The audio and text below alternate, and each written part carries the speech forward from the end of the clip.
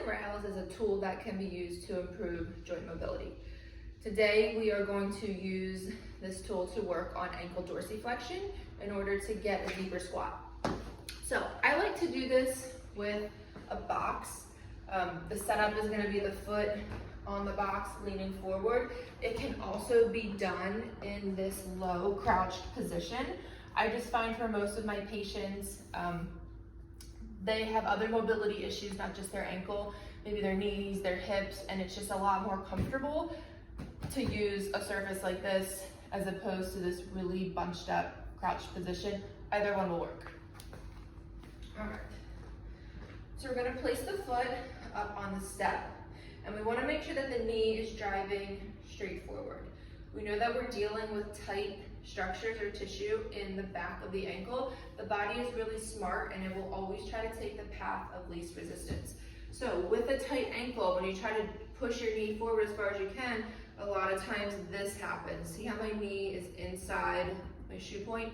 That's not what we want. You want to make sure that the knee is driving straight forward, so you're stretching right down the back of the leg. Okay, that's step one. Making sure the knee is moving in the right direction and that the hips are pretty much square and you're not all twisted or turned. I'm going to move to the side now so you can see the exercise from this angle. Okay, so foot is flat, knee is driving forward.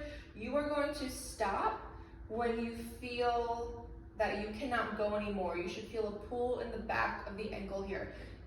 Really important that the heel does not leave either the floor or the step.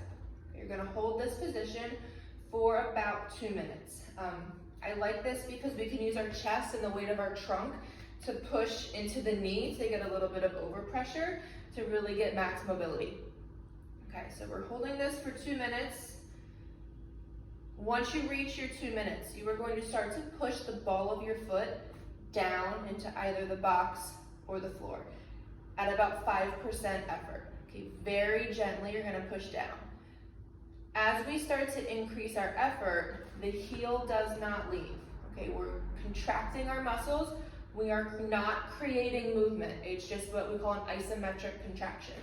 So you're pushing down at about 5%, then you're gonna increase that effort to 10, 20, 30%, 40%. So we're increasing the amount of motor units, part of the muscle that we're using, and we're gonna keep pushing, again, keeping the heel down until we get all the way up to about 80%, 100%, pushing as hard as you can.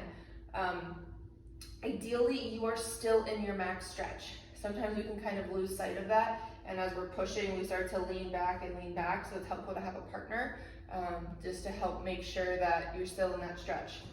Okay, so we're pushing down 5, 10, 20, 30%, all the way up to 100%.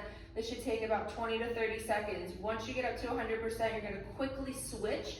Instead of pushing, you're gonna contract all the stuff in the front of your shin and try to pull your knee farther forward into dorsiflexion.